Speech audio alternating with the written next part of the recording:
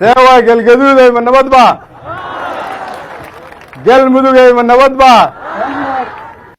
لو سمرابي من نبض با قوان نمدي صومالي من نبض با قعلتويا حمر كتمي من نبض با marka hore waxaan idinkaga mahad celinayaa anigoo ku hadlaaya wafdigeyga magaciisa sida sharafta iyo karaamada leh sida diiranaantu ku dheeran tahay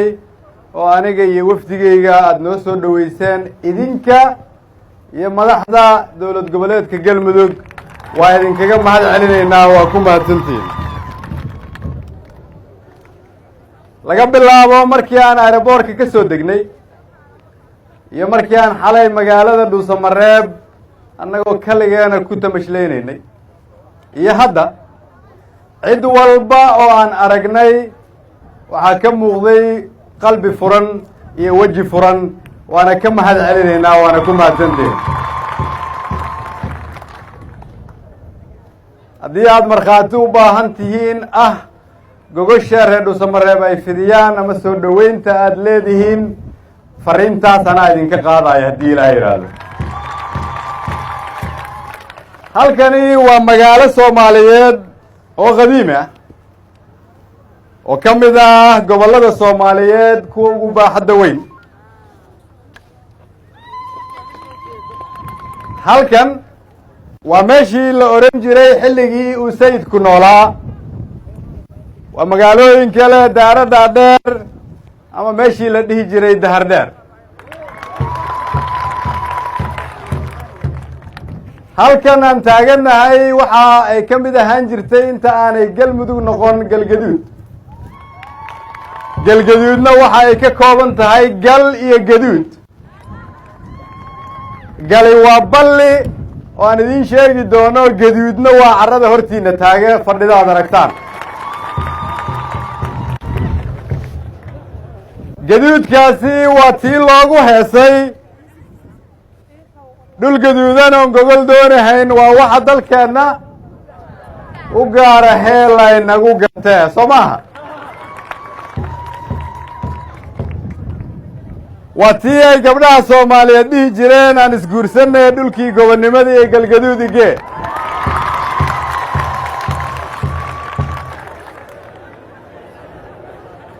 hadda marka waxaan leenahay waa tii ay gabdhuhu dhihi jireen aan isguursanay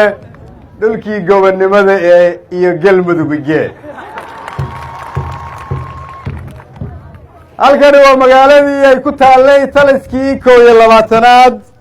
oo dhammaan khubarada ciidamada xoogga dalka soomaaliyeed kuwa dhintay allah u naxariistee iyo kuwa noolba ay isku raacsan yihiin inay tahay meeshii laga difaaci jiray qarannimada soomaaliyeed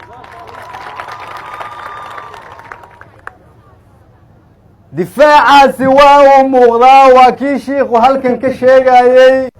in geesiyaasha gobolkan ka soo jeeda inay iska xoreeyeen cadowgii mudan yihiin lagu ammaano mudan yihiin inay ku helaan xuquuq aan ka shaqayn doono sida ugu dhaqsaha badan magaaladanu waa magaalada haddii aad aragto xarumaha dowladeed ee dowladii dhexe ay lahayd magaalada ugu xarumo badnayd halkan aan joogno oo la dhihi jiray inji oo lagu xarayn jiray raashinka dalka soomaaliyeed gobolladiisa laga qaybiyo waxa ay weli astaan ka tahay taariikhda magaaladana ay lahayd halkan inkastoo aan qorraxda taagannahay waa meeshii uu ka yidhi qoraagii jarmalka ahaa galgaduud iyo dhuusamareeb dhulka hoostiisa waxaa maraa webiga africa ugu weyn biyaha ku hoos jirana waxa ay oon tiri karaan dalka soomaaliyeed oo dhan abaar kama jirte in laga shaqeeyay u baahan tahay halkani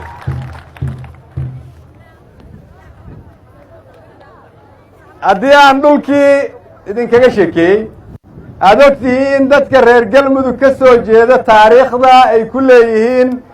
gobonnimadii hore iyo dowladnimada maantaba su-aashaan rabo inaan isweydiino waxa ay tahay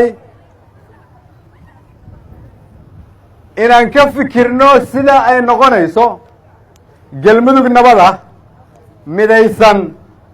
maamul isku duuban leh saamayn noocee ah ayay ku yeelan kartaa horumarka iyo midnimada ummadda soomaaliyeed muhiimadda marka waxay tahay reer galmudug waa inay isweydiiyaan ma aha dowladda soomaaliyeed maxay noo qaban kartaa keliya waa inay isweydiiyaan annaguna dadka soomaaliyeed maxaan ku tari karnaa maadaama aan taariikhdaas leenahay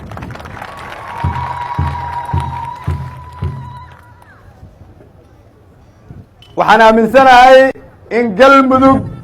midaysan isku duuban loo wada dhan yahay ama dhuusamareeb joog ama caabud waaq joog ama cadaado joog ama gaalkacyo joog ama ceeldheer joog ama kuwa naga maqan weli oo ceelbuur ugu horeysa joog macnaheedu waxa ay tahay haddii aad tahay reer galmudug inaad ka fikirtaa mustaqbalka iyo horumarka waxaa naga hor taagan keliya inaan aqbalno inaan madowno mararka qaarkood waa la kala fikir duwanaan karaa laakiin laguma kala fikir duwanaan karo jacaylka dalka iyo dadka soomaaliyeed loo qabo gaar ahaan dadka reer galmudug kuma fikir duwanaan karaan kuma kala fikir duwanaan karaan inay u midoowaan danta guud ee reer galmudug soo intaas iskuma raacsanin sidaa la socotaan dowladda federaalka labadii sano oo madaxweynaha iyo anigu aan joognay waxaa ku socday dib u habeyn hay-adaheeda dhaqaalaha iyo hay-adaheeda amniga iyo hay-adaheeda siyaasadda iyo hay-adaheeda arrimaha bulshada dib u habeynta dhaqaalaha ayaa waxa uu dhaliyey in qof walba oo soomaaliyeed oo dowladda u shaqeeya madax iyo shaqaalaba inay helaan xuquuqda ay dowladda ku leeyihiin bil walba sidii aan shaqada u bilownay waxaa kordhay dhaqaalihii dalka wuxuu dalku qalka u saaran yahay inay dunidu u timaado deyntana laga cafiyo dib habeynta lagu sameeyey hay-adaha amniga dalka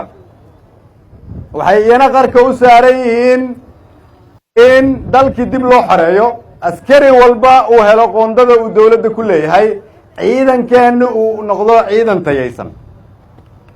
hay-adaha siyaasaddana waxay qarka u saaran yihiin inay dhammaystiraan in dastuurkii dalka la dhammaystiro laga heshiiyo awood qaybsiga la dhammaystiro kheyraad qaybsiga aan u gudubno dowlad bixiso adeegyo ku salaysan qarniga 21aad sidaas daraaddeed ayaa waxay muhiim tahay halkan in laga dhiso dowlad goboleed xooggan oo midaysan ka qayb qaadata horumarka dalka u adeegta danaha reer galmudug ka fikirta mustaqbalka fog waxaan soo jeedinayaa marka haddii aad tihiin reer galmudug ganacsade aqoon-yahan siyaasi rag iyo dumar faqiir iyo taajir dhallinyaro iyo waayeel qof walba oo reer galmuduga waxaan leeyahay horumarka dalka soomaaliyeed uu ku tallaabsanayo waxaa la rabaa inay aasaas u ahaato dowlad goboleed loo wada dhan yahay oo reer galmuduga annagoo marka kulligii reer galmuduga waxaa nagu waajib ah inaan aqbalno meel walba oo aan galmudug ka joogno dhallinyaradeenna soo kordhaysa oo 75% ah oo reer galmudug ah waxaa hortaagan keliya inaan muujino midnimo una samayno dowlad goboleed ku xiran dowladda federaalka oo iyaga u adeegta ganacsatada reer galmudugna waxaan ugu baaqayaa inay gobolkooda maal gashtaan halkan ayay tahay meesha ay ka yimaadeen halkan ayay tahay meesha loogu dabaaldegi doono halkan ayay tahay meesha ay ku dambayn doonaan waxaan u mahad celinayaa madaxa fulinta dowlad goboleedka galmudug sheekh shaakir iyo madaxweyne xaaf oo labaduba aqbalay inay ka dhacdo galmudug doorasho dib loogu yegleelayo galmudug mug weyn oo dhammaystiran. su-aashu waxay tahay marka reer dhuusamareebeedow diyaar ma u tihiin doorasho? diyaar ma u tihiin galmudug xooggan oo cusub in la dhiso? ma soo dhoweynaysaan maadaama aad magaalo madax tihiin reer galmudug oo dhan shuruud la'aan meel walbay ka imaanayaan? waxaan haddaba leeyahay si ay taasi u hergesho magaalo madax waa inay magaalo madax u ekaataa. halkan waa inay ka howl galaan hay-adaha dhaqaalaha, hay-adaha horumarinta, hay-adaha siyaasadeed, hay-adaha amniga oo dhan oo heer federaal ah. waa in hay-adihiina amniga iyo kuwa heer federaal ay gacmaha isqabsadaan si halkan looga muujiyo xasilooni, loogana shaqeeyo inay ka dhacdo doorasho cid walba uu yidhaahdo waxay ka dhacaysaa magaalo madaxda galmudug.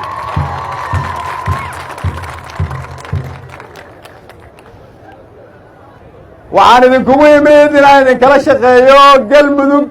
midaysan,